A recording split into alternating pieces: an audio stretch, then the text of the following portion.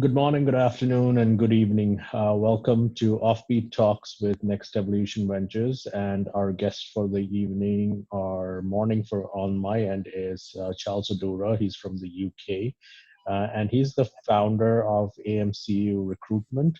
And he also is a coach and he's also a transformation and change management coach.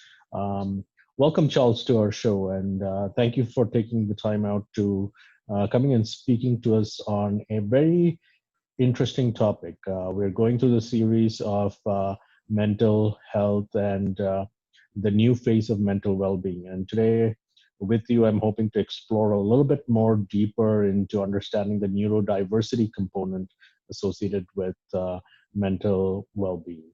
So, thank you, Charles, and um, welcome to our show. Thank you very much for having me. I'm very excited to be here right now. It is a very interesting topic that we're going to be discussing today. I just want to clarify something.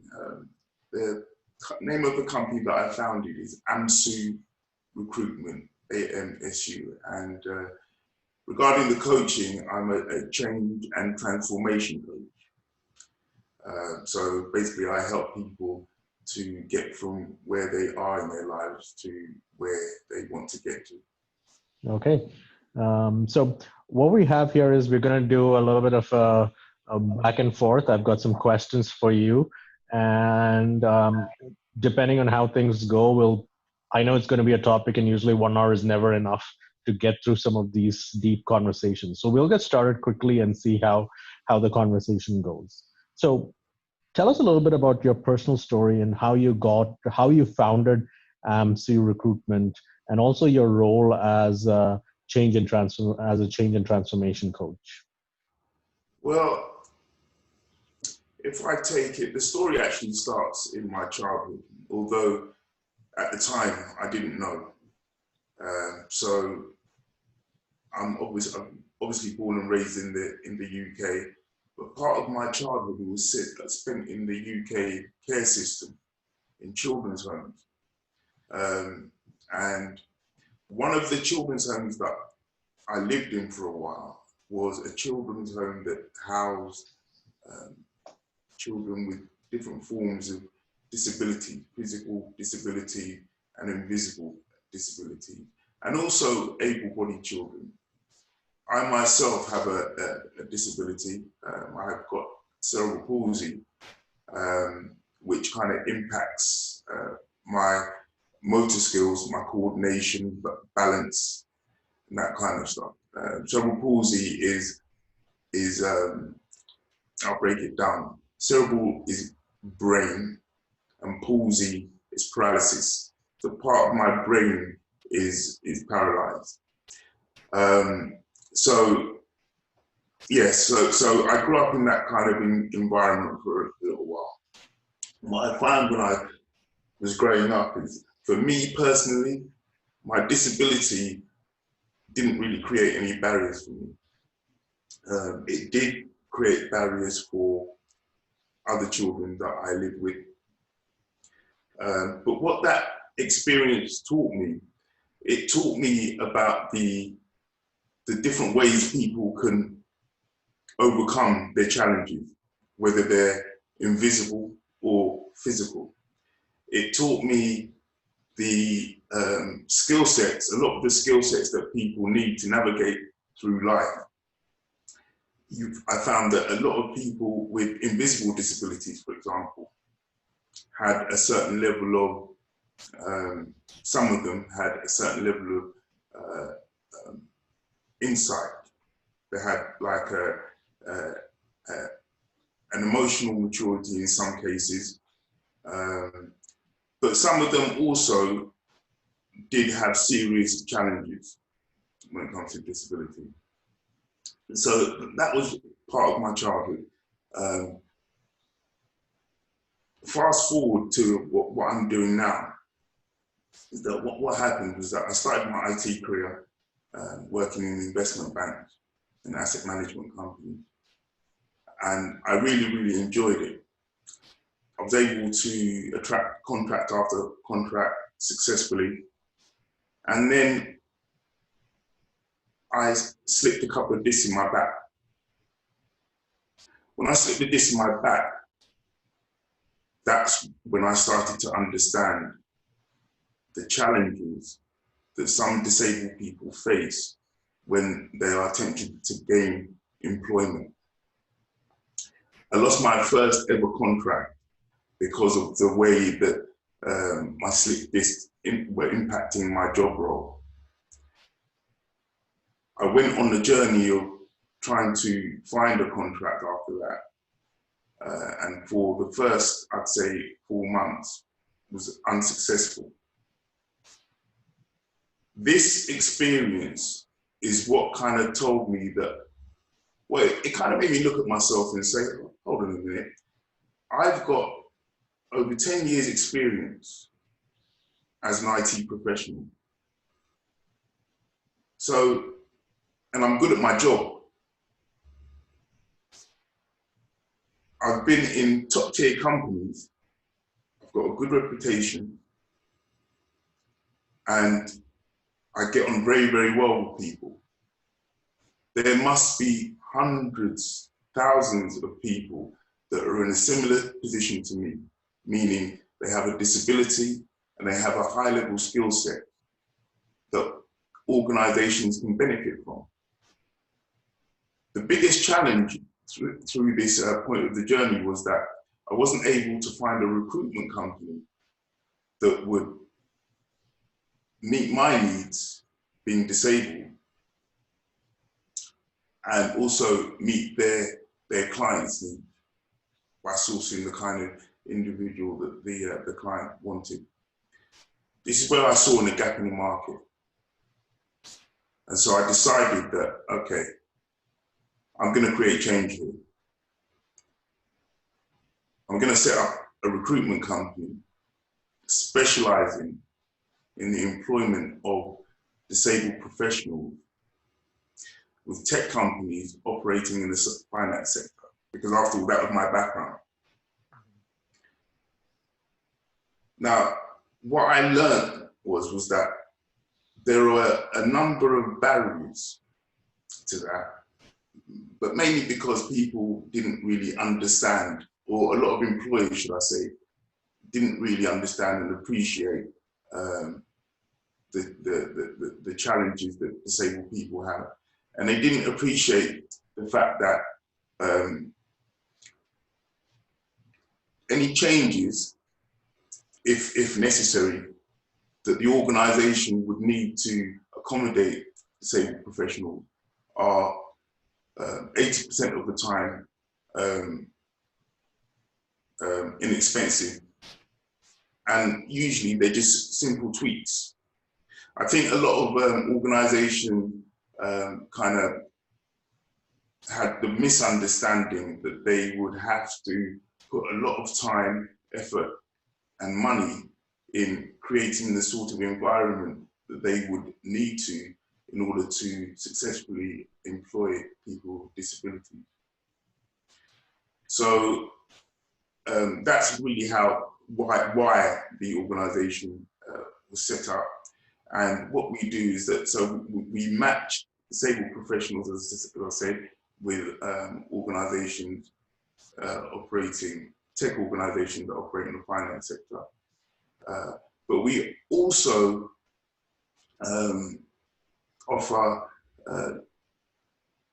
training on effective diversity and inclusion strategies, specifically relating to disability employment. So I'm curious because how long have you been in business? And I know this is one of the things that, you know, a lot of companies say that they're inclusive, but really, as you mentioned, there are some barriers that they struggle with overcoming, and mostly it's because of the lack of understanding of where things like how to go about helping somebody with disabilities get integrated into the work environment. What are the strategies that your company does to, you know, to help employees or employers understand that it's not really that difficult to employ somebody with disabilities? Like, what we do is that we encourage the leaders of organizations, because what you'll find is that in any organization, you'll get around about 20% of individuals that have some form of disability. Usually it's going to be an invisible disability. Yeah. So companies now are actually employing people with disabilities. It's just that a lot of the time, people don't feel comfortable with disclosing that information for fear of getting judged or perceived in a way that they don't want to get perceived. So one of the strategies that we employ, that we encourage companies to look at their leadership team at the highest level in the organization and get them to share their story. Because you'll find that a lot of leaders have invisible disability. I mean, if you look at the investment banking sector, for example, a lot of the 1%ers, a lot of the really high performers, let's say statisticians, for example, a lot of them exist on the autism spectrum. But you wouldn't necessarily know that unless you engage with them and they were sharing their story. So that's one of the most effective strategies to encourage companies to get their leaders to embrace disability employment, starting with sharing their stories and sharing their experiences. We also partner with other diversity and inclusion organizations and run workshops. So one of the workshops that we run, for example, is around the type of language that you use around diversity and inclusion in general, but around disability in particular. What we find is that when somebody has not had any experience of disability, or it doesn't have anybody like that in their family or in their social circle,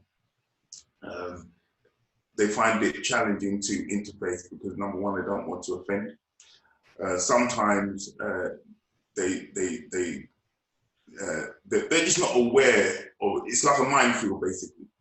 They're not necessarily aware of things that would benefit them if they were aware of. So we run workshops so people can become more aware of that sort of thing. Language is very, very important because language, and I'm talking about the internal language of someone who's disabled, and also the internal language of someone who isn't disabled. He's working in the workplace, because that affects your perception and how you perceive other people.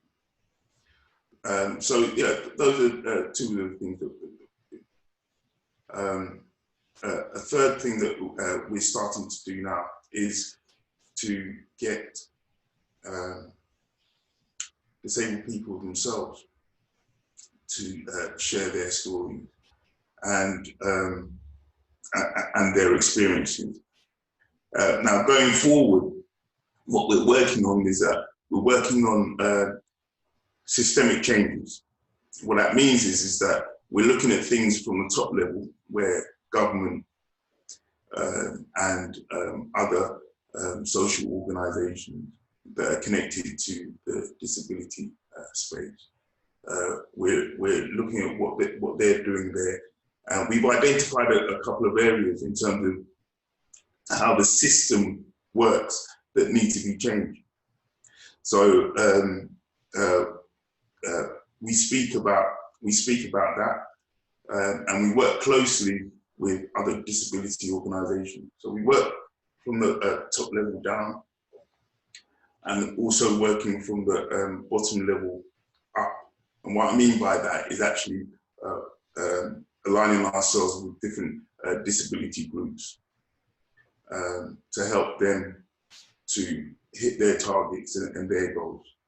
So collaboration is a very strong part of what we do at AMSU Recruitment. Yeah, it's interesting, Charles. You talked about number 3 is around the people who have disabilities to share their story and their experiences. That's one of the biggest struggles that people have in general is trying to be vulnerable, especially when it comes to a job experience or so on, because of there is that stigma still that still exists that, if it affects the way that we do things. So how has your experience been? What, like, in terms of building that level of confidence in being vulnerable about something that people perceive in a different way? Well, I think that there's what you said there is one narrative, but can you just excuse me a second? Sorry, I just want to mute this. What's that? Yeah, that's one narrative, but there is also another narrative, which is when you look at people, for example, on the autism spectrum, neurodiverse people, there are a lot of very high performers, high achievers that have impacted the world in a massive way. If you take someone like Richard Branson, for example, he himself has spoken about the fact that he has dyslexia, which is part of the neurodiversity. You've got Albert Einstein, one of the greatest scientists of our time, who also exists on he was also neurodiverse. Nikola Tesla, one of the greatest inventors in the 20th century, invented many things, some of the things that we're benefiting from now. He himself was neurodiverse. So I think it's more about looking at the positives and the strengths and the uniqueness of people with disability, and showcasing how that uniqueness and those strengths can actually benefit society on the whole. If you look at Google, for example, Google, amongst other technology companies, actively employ people with dyslexia. Why? Because their brains are wired differently. A lot of these people operate on a level that we, the masses, would deem as almost genius, if not genius. So I think it's very important to start from looking at things in terms of what people with disabilities can offer and the strengths. Because I think the other side of the narrative will always be there. If you look at any area of society, you're always going to get the higher level, and you're going to get the lower level, when you're going to get what's in between. I mean, it's the same with people with disabilities. People with disabilities aren't separate from the rest of the human race. They're a reflection of the human race. As people are starting to live longer, there are more and more people becoming disabled. So it's not only a question of people that are born disabled that we are, it's also people who become disabled. Now that's more of that's the larger number of people that are disabled. Most disabilities are developed through the course of your life. So I think when people start to understand more clearly the fact that more people are becoming disabled, and they connect more with people within their own families, within their friend group that are experiencing these, and looking at the challenges and looking at how they're overcoming the challenges, and more importantly, looking at how their skill sets and what they have to offer is still valid. So I think that I think it kind of depends on how you look at the situation. I think that yes, in some circles there is a stigma around disability, but I think that comes about through lack of understanding. Yeah, as with everything in life, any kind of bias is to do with lack of understanding, and with knowledge and insight, that lack of understanding diminishes. So I think that's what we need to do in the sector with regards to disability employment. Yeah, I think I totally agree with you on that component. Like, and a lot of this, what you'd said was people that essentially have that invisible disability within them. But the fact that you mentioned that, you know, as the longevity of people increases, the number of people that are getting into the work environment is going to be more on the disabled side, whether it's actually something that's physically that you can actually see or one that's invisible. And I think that really brings us to the topic, and I know we've been touching on it, but tell us a little bit about, because I know most people don't understand the spectrum when it comes to neurodiversity and mental health. So if you could just share your experiences and your involvement and your understanding of what that means. Well, my expertise it really comes from the perspective of personal development. So with the clients that I've had that are on that have some kind of neurodiversity experience, I've engaged with, they're usually on the higher end of the spectrum. So you've got people, neurodiversity is a wide spectrum. Let's start with that. You've got people with ADHD, you've got dyslexia, you've got autism, you've got Asperger's, and even those 4 areas, each individual will be unique. And then you've got other areas of neurodiversity. I mean, some people class Down syndrome, for example, as a neurodiverse disability. But with regards to my experience, I'll start on both sides. When I was in the children's home, we had a couple of people that were with Down syndrome. What I found with those people, that their strength, there's one particular child that I remember, Jason. Now, Jason did have learning difficulty, but one of the most powerful strengths that he had was that he was just able to bring a certain atmosphere into the air. He made everybody laugh and happy. He was very heart-based, very heart-centered. So he'd bring a lot of laughter. And whilst I think that people don't place as much importance on that, but actually that's very, very important to be able to bring that kind of energy to an environment, whether it's at home or whether it's in a workplace. Happiness, laughter, that helps you to become more productive because it relaxes you and it allows you to be more open.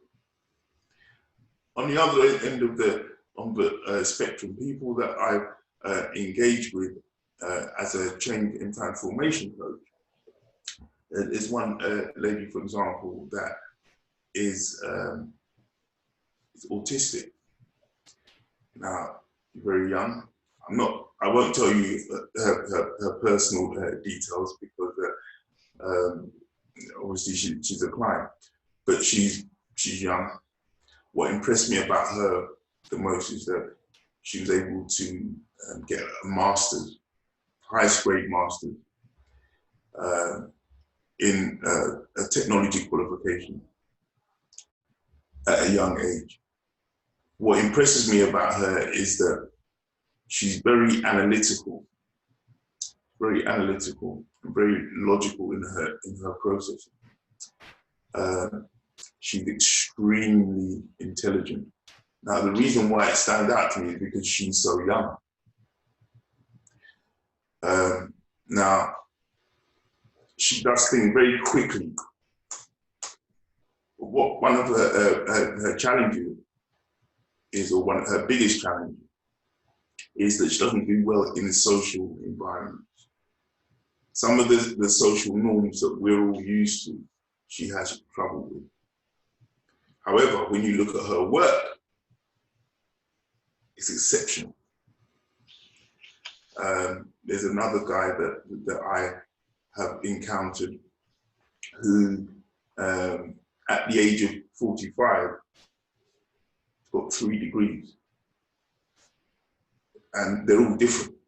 He's got a degree in law, he's got a degree in some IT related subject, and he's got a degree in one of the social sciences, I think.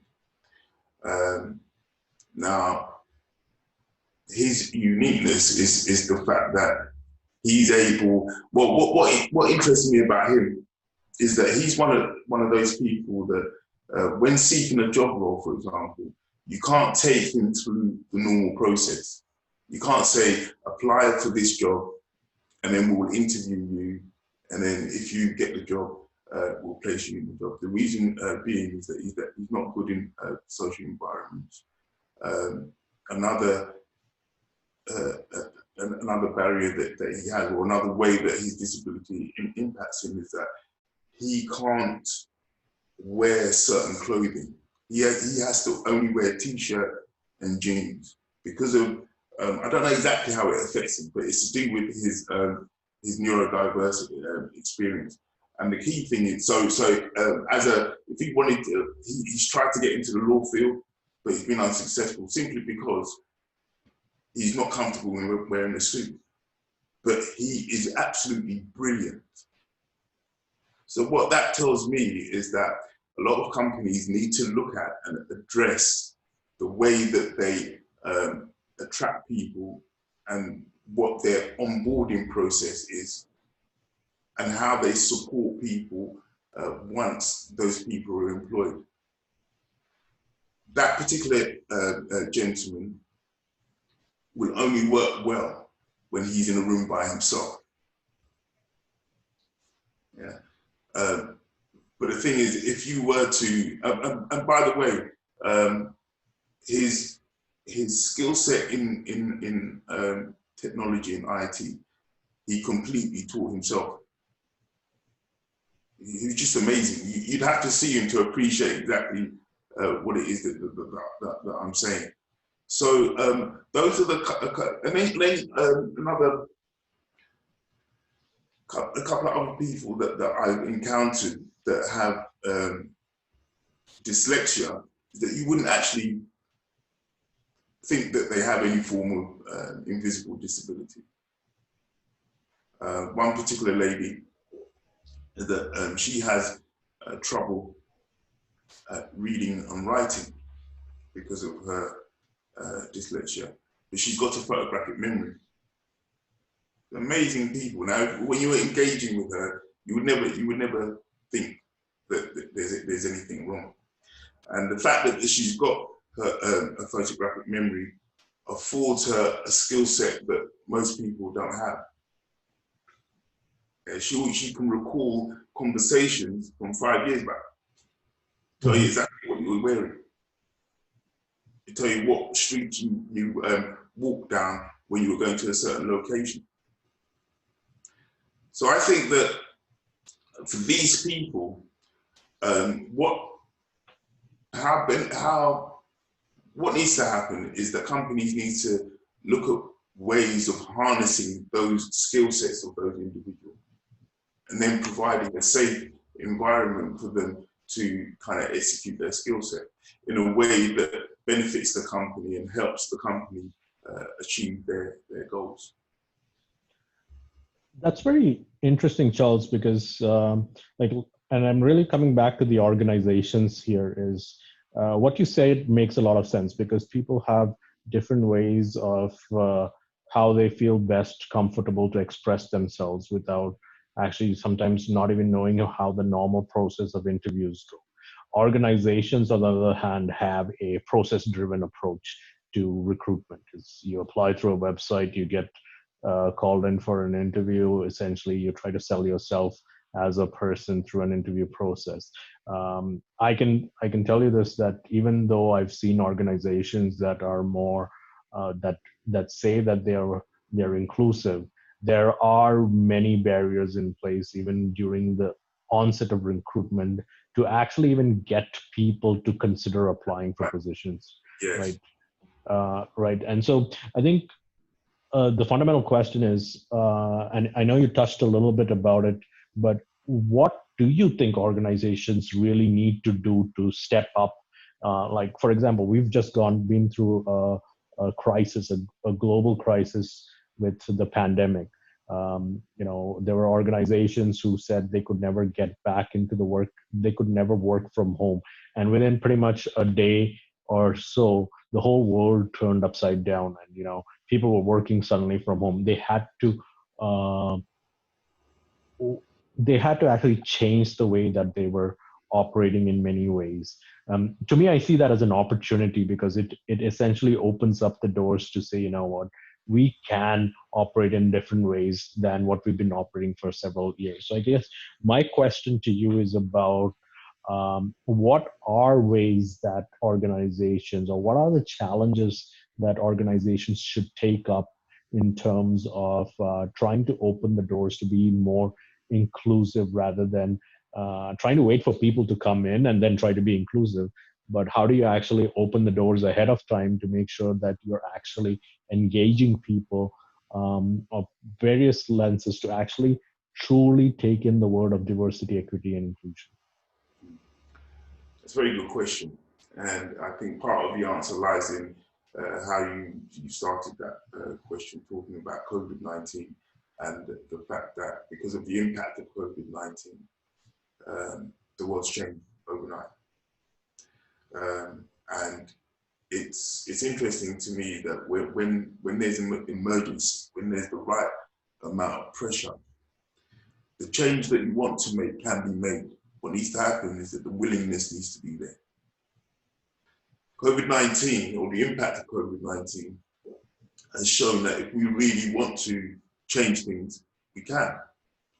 Now, with regards to disability employment, or diversity and inclusion, and how organizations can open up, I think a big part of it is that the right amount of will has got to be there.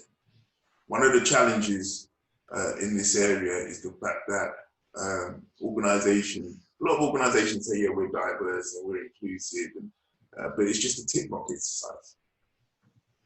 The real desire may not be there, because they're looking at what the bottom line is, and then they've got their assumptions on things like the cost. Sometimes they're worried about how any changes will affect the culture of the organization.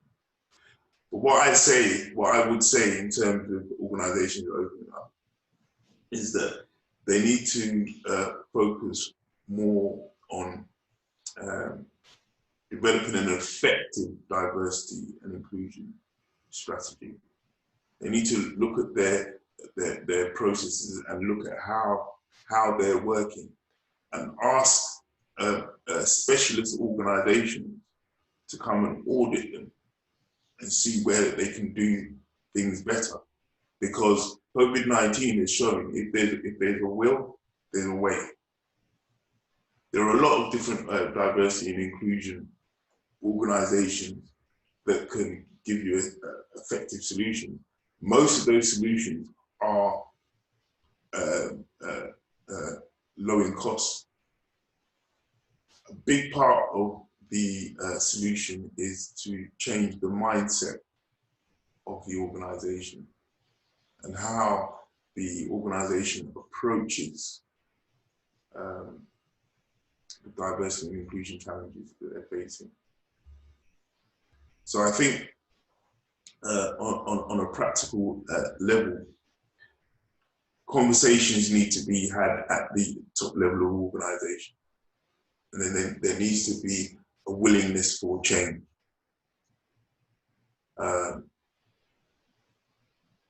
Those organizations need to interface with people with disability outside of the workplace to see the wider areas in society, or the wider ways within society that the disabled community can be a benefit, not just to the organisation, excuse me, but in every area of life.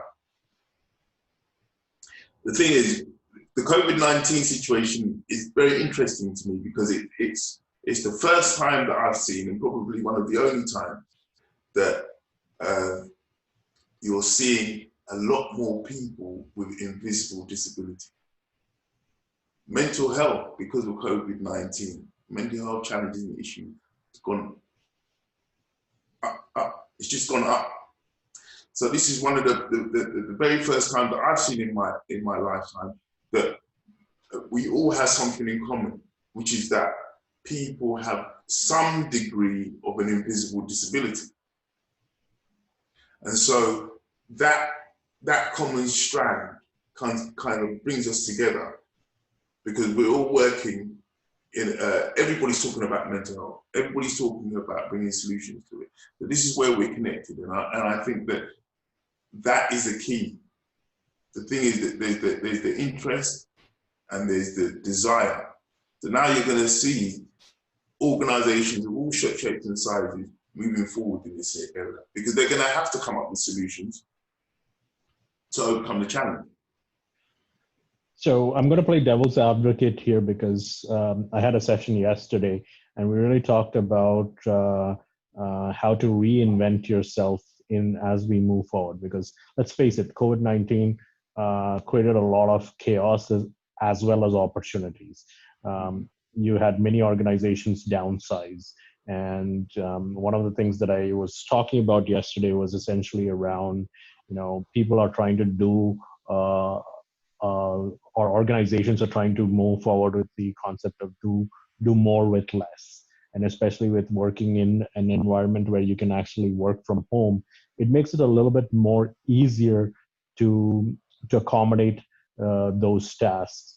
And to me, that also provides a challenge in many ways, because you're now looking at more people out in the workforce that are technically unemployed or laid off or not in a position to work. And that creates a whole amount of mental stress on its own.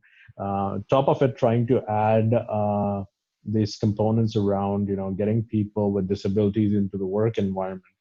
Organizations are going to have a big struggle with trying to make that call on how do you, is it the best talent or whatsoever.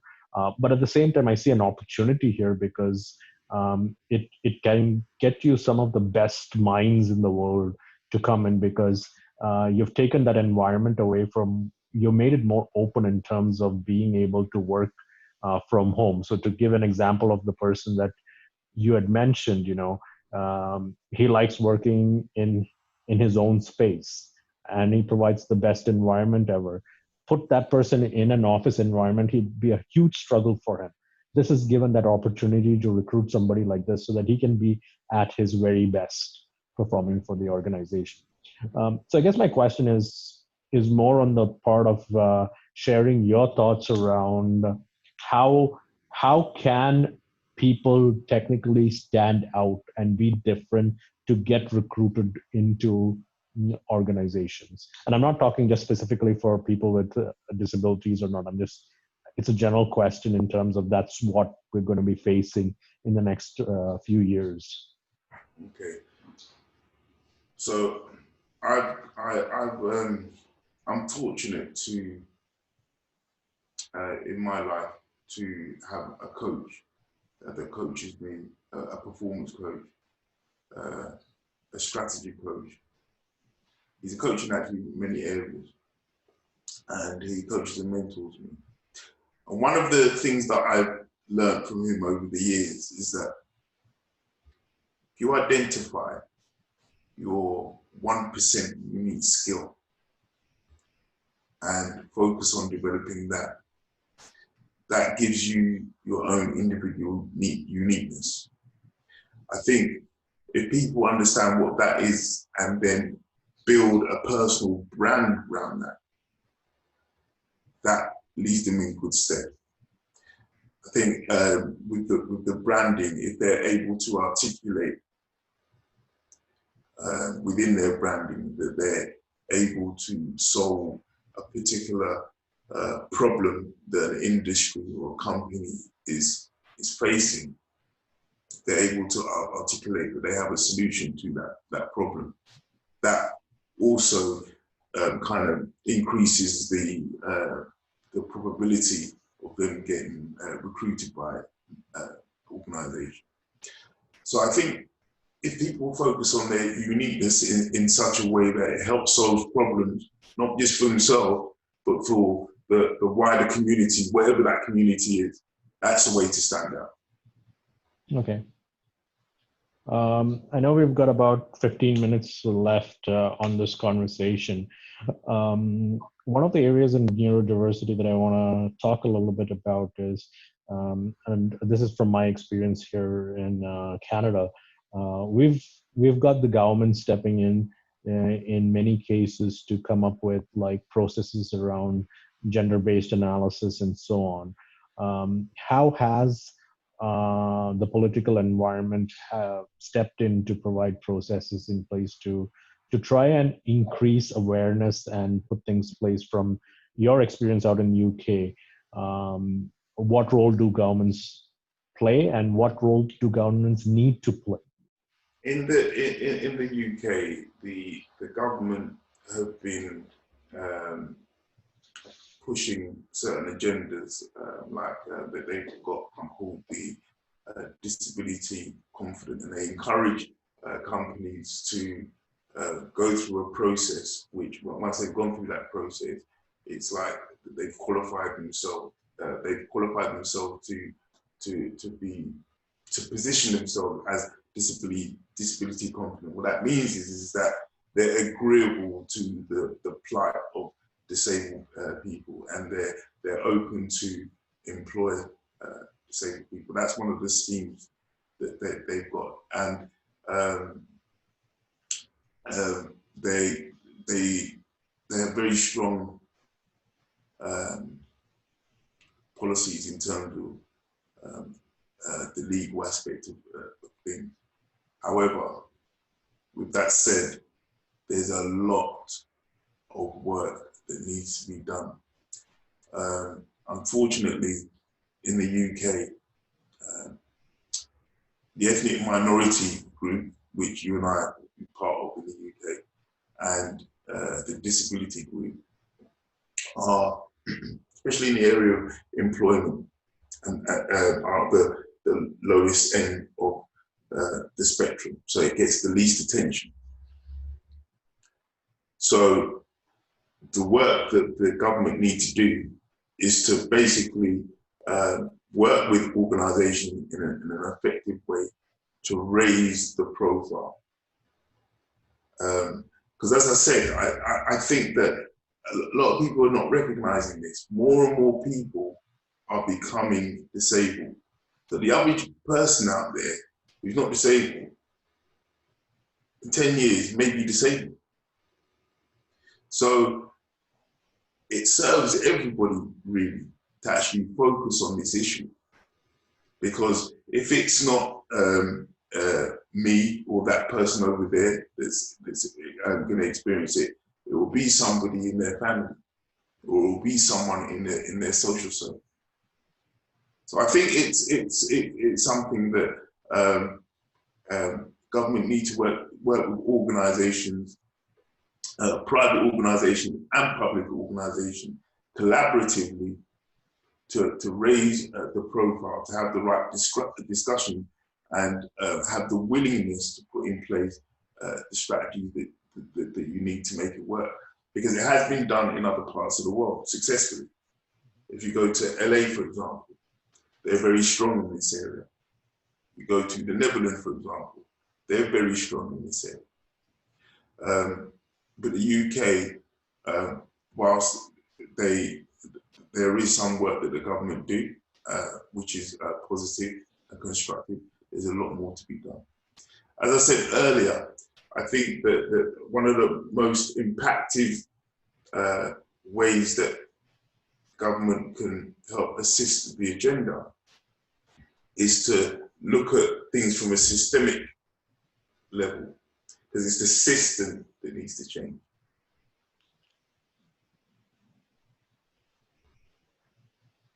Okay. With about 10 minutes left, Charles, I know you're writing a book. And you're essentially, I want to kind of get to your understanding of what prompted you to write this book. What's it going to be about, so that our audiences can look at it, and when do we expect to see these on the shelves? Yeah, I'm really excited about this book. I'm kind of toying with a couple of titles. The one that I'm working with right now is Champion. And basically what Champion is talking about, I haven't decided that that's going to be the final name of the book, but that's what I'm liking at the moment. And basically what Champion is talking about is it's personal development book. I'm very passionate about human development, and how what it takes for an individual to operate at peak, especially when they're starting at the bottom. So it's a personal development book that kind of talks to people with physical disability, people with invisible disability, and people with self-imposed disability to identify what their purpose is and how to use the experience of disability that they're going through to help them to find that 1% uniqueness that's within them, and how to use that to contribute to society. So that's generally what the book's about. I'm looking to publish it next year. It's going to be out by next year. The target date probably going to be about February, March time. Okay. I'll let you know. I'll send you a copy. I really appreciate that. Yeah, because there's nothing like it. So, but basically, I'm very excited about it because this is a question that I had to answer for myself.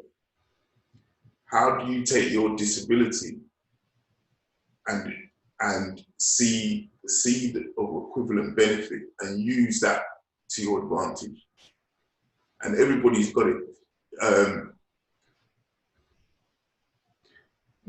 One of the biggest realizations that I had is that, and I'm sure you've heard variances of this, when you don't have something, there's another skill or ability that gets developed to counter it. So that's essentially what the book's about. What is that other thing and how do you use it? And it also talks about going through the process of accepting your disability. Because in martial arts, when I was younger, I did a little bit of martial arts. And that process, that teacher there, Master Salim, he was instrumental in me kind of transforming the internal dialogue that I have about my own disability. And one of the lessons that he taught me was, understand your limits. When you understand your limits, you then become unlimited. So in other words, whatever shape you take, Bruce Lee said, if water takes any shape that you put it in, and that's essentially the message of the book. Find your shape that helps you to get to where you want to get to in your life.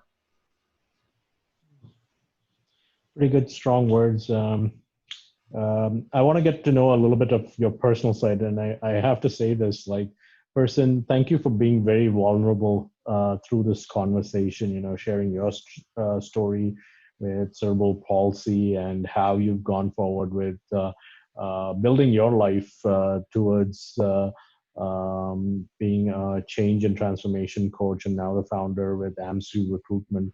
But most importantly, trying to help people get back into integration in society by really stepping up the game in terms of helping them be their true self, and working with organizations to kind of alter and change things around to accommodate people. So I really like what you've shared here. I think a lot of people would appreciate the fact that there's more that we can do in this field. So I'm going to take you a little bit away from say, picture yourself. If there was a movie done about your life, for example, who would you want to play your role in that movie? That's a good question. Denzel Washington. Denzel Washington. Yeah, I just think he's smooth. I just like him. I like that. Very interesting because he's able to play any role. He's able to like fit into the role that he's playing.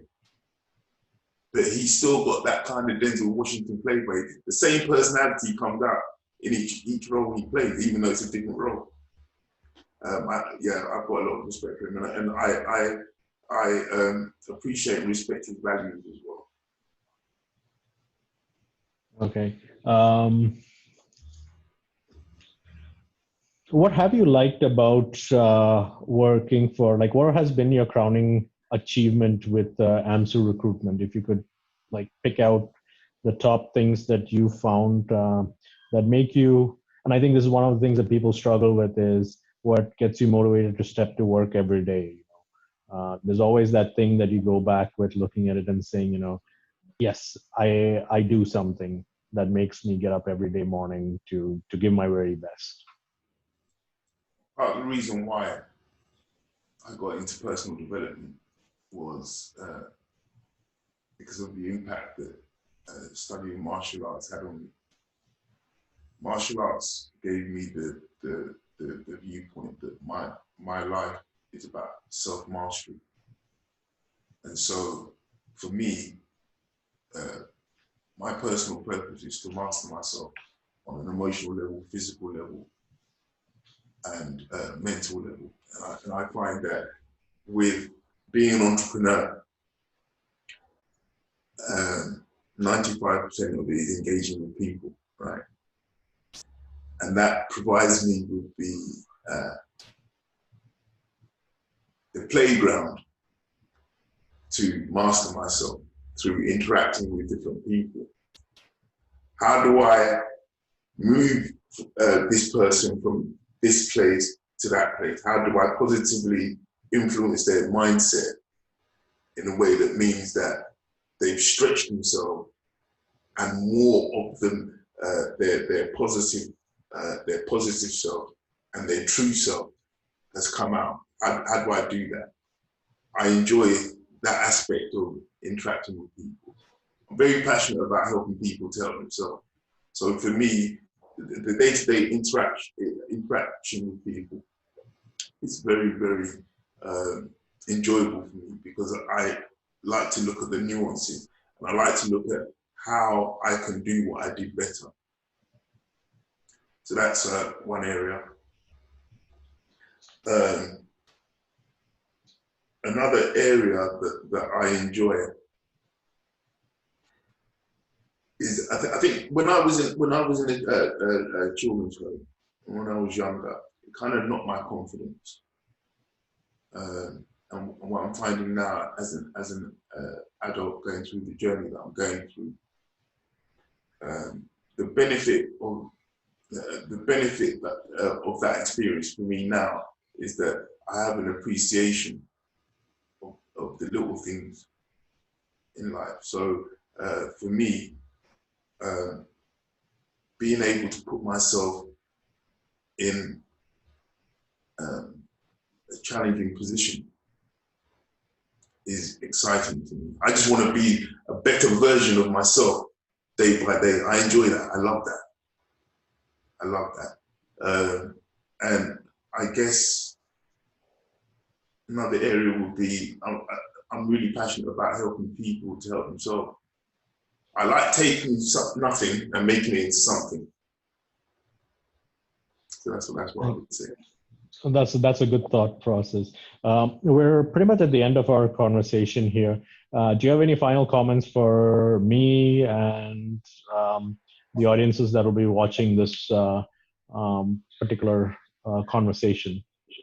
Well, I'd like to thank you first and foremost for giving me the platform to speak. I'm really impressed and intrigued by the work that you and Next Evolution. Ventures, yeah, do. I'm really excited about that. I haven't seen anything about it, so I'm really appreciative that you gave me this platform. The message that I'd give to people out there is find your purpose. Find your purpose. Because I think if you find your purpose and you commit to living that purpose, all the other things that are kind of weighing you down won't be there, and you'll have a better quality of life. Thanks, Charles. Really something that really resonated with me. Things that really came through for me through this conversation was really focusing on finding who you are and what your purpose is. Like you mentioned, I can resonate with it personally as well, because it was one of the biggest things in my career shift choices towards building Next Evolution Ventures was to look at how do I make a difference that actually is a difference in society, not just for me, but for society in general. And it was really starting to look at my values and seeing how I can build a company based on those values and moving that forward so that I can live the way that I want to live as I build out this thing. So we're still in the very beginning of building out Next Evolution Ventures, but it's been progressing pretty good over the last few months, and especially after we pivoted to becoming a social enterprise, the amount of interaction and interest that we've got, especially in the field of mental health and diversity, equity, inclusion, has been huge. And so I would like to thank you for taking your time out on what it's a Friday evening out in UK. Yeah. Probably hitting out the pubs right now, but but taking your time out to spend some time with me and Next Evolution Ventures to actually speak about a topic that's near and dear to me, but also something that's potentially, actually it's not potentially, it is what we need to look into as we evolve in the world today. Yes. I think it's very, this conversation has been very valuable.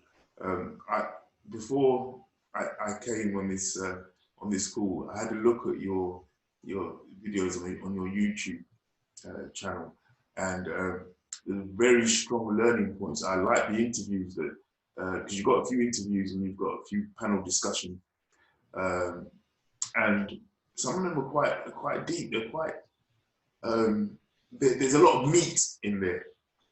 There's a lot of value in there. And I think that the work that you're doing is very, very important. It's very necessary at this time, because one thing that I see that you're doing is that you focus a lot on collaborative efforts. And I think that that's actually the next, the way that we've got to work going forward now. You're going to see more and more collaboration. So I commend you on that. Thank you very much. It's interesting you said that we're going in deep, and I think one of my values is actually moving to be action oriented. And sometimes to be action oriented, you kind of have to ask that very difficult questions because you're trying to identify what is the actual challenge. We're not dealing with symptoms here. We want to actually get to the root cause of things and really put something into place to help with the root cause. So asking those questions, and that's what I build my premise on, is like, we're not doing these things at the superficial level. We want to dig in deep so that we can actually hit on things that we are, that is going to make an impact and actually make changes, rather than solving simple problems that, what we think might be the problem. We want to really get to what is the challenge there. So like, we just finished our ideathon session on one of the challenge topics yesterday, and it's been amazing. Like, it was a pilot. It was the first time we were trying it, and we had about 20 people come on board just to try it and look at it. And some of the ideas that came out were amazing. So we're processing things right now, and we'll be sharing that as part of the work that we do to say, okay, how do we actually move those ideas to an actual platform where they can actually be developed into a real life solution. So yeah, it's beautiful work, man. Beautiful work. I love it. I haven't seen a channel like yours on YouTube before. What I appreciate is the depth that you go into. yeah. Well, interest of time right now, I'm going to say let's call it a day. You can have a good like this is a topic we can go on and on about. Like it's there. But I'd like to again thank you for your time, and I look forward to keeping in touch with you over the years and having you be part of helping out build a better society as we grow. So thank you, Charles. Feel free to reach out if you come across anything that you want to kind of discuss on a platform like this, if you or anything that you want to kind of pick my brain about. Sure. I'm happy to do that. Thank you for your time. Thank you very much, and thank you everybody for attending.